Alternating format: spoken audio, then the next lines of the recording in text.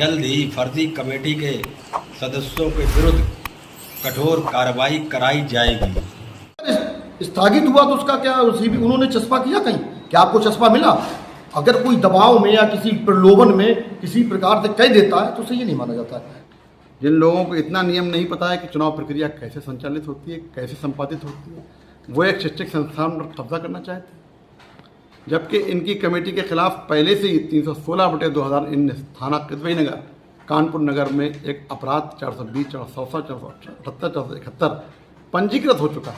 वो बाहरी व्यक्ति द्वारा एक प्रॉपर्टी को विक्रय न करें, इसके संबंध में वो एक आदेश है, वो एक्सपार्टी आदेश है।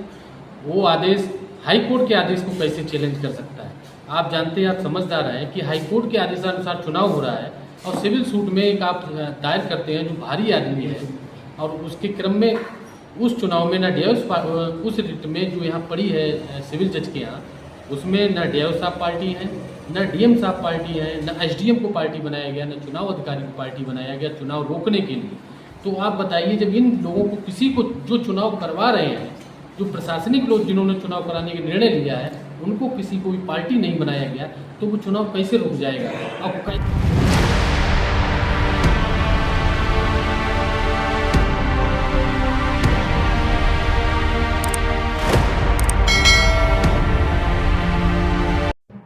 शिक्षण संस्थान में प्रबंध समिति को लेकर जमकर राजनीति, और राजनीति के चलते प्रबंध समिति चुनाव स्थगित। पूर्व चेयरमैन और वर्तमान चेयरमैन के धड़ाधड़ प्रेस नोट जारी। प्रबंध समिति के सदस्यों और चुनाव अधिकारियों में हुई जमकर बहस और तू मैं। तो दोस्तों नमस्कार, मैं इरशाद अली और आप देख रहे हैं यूपी 76 न्यूज, खबर हमारी दुनिया तक। तो दोस्तों, खबर जानने से पहले यदि आपने हमारे चैनल को सब्सक्राइब नहीं किया है तो चैनल को जरूर सब्सक्राइब करें, इस खबर को लाइक करें, शेयर करें, कमेंट करें और देखते रहें यूपी 76 न्यूज। उत्तर प्रदेश जनपद फर्रुखाबाद के कस्बा शमशाबाद स्थित एबी इंटर कॉलेज में हाई कोर्ट के निर्देशानुसार बुधवार को प्रबंध समिति का चुनाव होना था, जिसके चलते चुनाव अधिकारी रामदास प्रधानाचार्य पंडित दीनदयाल उपाध्याय को बनाया गया और पर्यवेक्षक महेश चंद्र राजपूत को बनाया गया, और समय अनुसार अधिकारी मौके पर पहुंचे। साथ ही समस्त कमेटी के सदस्य भी मौके पर पहुंच गए और चुनाव प्रक्रिया शुरू हुई और सर्वसम्मति से प्रबंध समिति के सदस्य पेशकार यादव को अध्यक्ष बनाया गया और पूर्व अध्यक्ष पूर्व चेयरमैन विजय गुप्ता को मनोनीत किया गया। और 37 सदस्यों की कमेटी के सदस्यों में सर्वसम्मति से सभी को जिम्मेदारी सौंपी गई और लगभग 2 बजे पर्यवेक्षक और चुनाव अधिकारी जब कायमगंज से वापस लौटे तब विजय गुप्ता ने चुनाव अधिकारी को सभी पदाधिकारियों की सूची सौंपी और चुनाव स्थगित करने की घोषणा कर दी, जिस पर खूब बहस हुई। आपको बता दें कि हाई कोर्ट के निर्देश पर प्रबंध समिति का चुनाव होना था और 10 से 4 बजे तक सभी कार्य पूर्ण होने थे, जो बहुत बेहतर तरीके से चल रहा था कि अचानक 2 बजे के बाद माहौल बदल गया और चुनाव पर्यवेक्षक एवं चुनाव अधिकारी ने प्रबंध समिति के सदस्यों को अचानक चुनाव स्थगित करने की जानकारी दी, जिस पर चुनाव अधिकारियों और प्रबंध समिति के सदस्यों के बीच जमकर तू मैं भी हुई। आपको बता दें कि चुनाव के दौरान मौके पर मौजूद पूर्व अध्यक्ष विजय गुप्ता ने बताया कि इंटर कॉलेज मैनेजमेंट कमेटी का आज चुनाव था, उस चुनाव को स्थगित समझें या संपन्न? जो आज इंटर कॉलेज का चुनाव था वो विधिवत रूप से संपन्न आप समझिए। हाई कोर्ट के निर्देशानुसार डीआईओ, एसडीएम और चुनाव अधिकारी द्वारा 18 तारीख को तिथि नियत की गई थी। उस तिथि के में चुनाव अधिकारी द्वारा सबको नोटिस भेजी गई और सारे विद्यमान सदस्य जो सोसाइटी में रजिस्टर्ड है वो सारे सदस्य आज एबी इंटर कॉलेज के प्रांगण में उपस्थित हुए। चुनाव अधिकारी और पर्यवेक्षक और सीईओ साहब और आईएसओ साहब सबकी उपस्थिति में शांतिपूर्वक संपन्न हुआ, निर्विरोध संपन्न हुआ। और ये चुनाव विधि सम्मत है।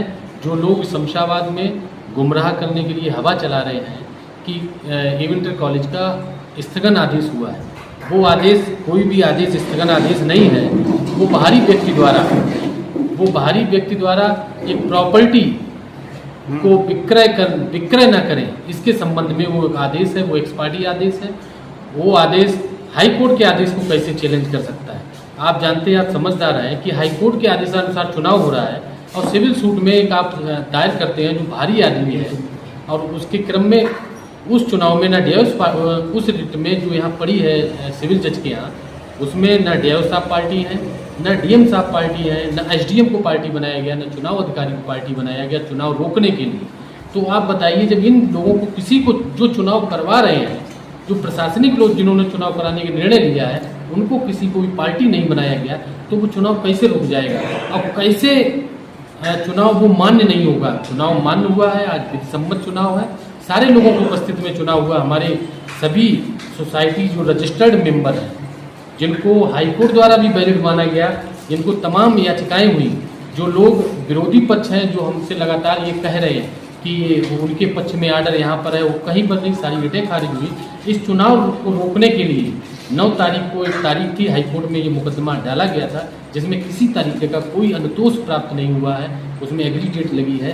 हाईकोर्ट ने भी स्टे करने से मना कर दिया है। ये गुमराह करना, एक पढ़ा लिखा आदमी जब गैर कानूनी बात करता है तो बड़ा आश्चर्यचकित बात होती है, हंसी की बात होती है।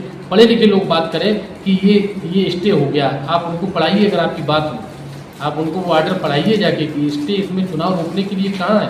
आप पढ़े लिखे हैं, इस शमशाबाद की जनता को गुमराह कर रहे हैं कि स्टे हो गया। स्टे नहीं है, चुनाव कराने का आदेश था। आज पूरी शांतिपूर्वक पुलिस प्रशासन और प्रशासनिक अधिकारियों की मौजूदगी में अध्यक्ष देवेंद्र सिंह यादव और प्रबंधक और सभी कोषाध्यक्ष और वरिष्ठ उपाध्यक्ष सब चुने गए। सब ध्वनि मत से बड़े सर्वसम्मत से चुनाव संपन्न हुआ, कोई विरोधाभास नहीं। तो फिर ये पर्यवेक्षक क्यों मना कर रहे थे, उठ के भाग रहे थे वहाँ से? पर्यवेक्षक का आपने देखा कि अभी सामने थे, पर्यवेक्षक और चुनाव अधिकारी द्वारा कोई भी रिटन में आदेश नहीं दिया गया। जब उनसे कहा गया कि हमसे आपके पास कोई रिटन आदेश है चुनाव रोकने की, तो रिटन में कोई आदेश हमको न रिसीव कराया गया और उनके द्वारा भी बताया गया कि हमारे पास कोर्ट द्वारा कोई आदेश नहीं आया चुनाव रोकने को। तो उस ऐसा प्रतीत होता है कि ये चुनाव जो है, चुनाव अधिकारी और पर्यवेक्षक सबके बीच में बड़ी शांतिपूर्वक संपन्न हुआ। और ये न किसी की हार है, न किसी की जीत है। ये जीत उस इंटर कॉलेज के बच्चों की है, जिनके उज्जवल भविष्य, जो आज तक 40 सालों से जो अंधकारमय था, जो पढ़ाई शिक्षण कार्य देखने को कोई नहीं था, बिल्डिंग नहीं देखने का।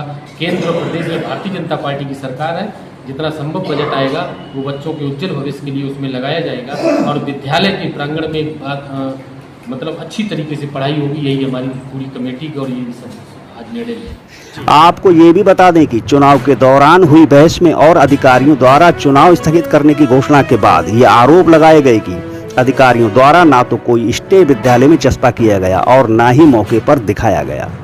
वहीं सपा के पूर्व जिलाध्यक्ष नदीम अहमद फारूकी ने विजय गुप्ता द्वारा बनाई गई कमेटी को अवैध बताया और प्रेस नोट जारी किया गया।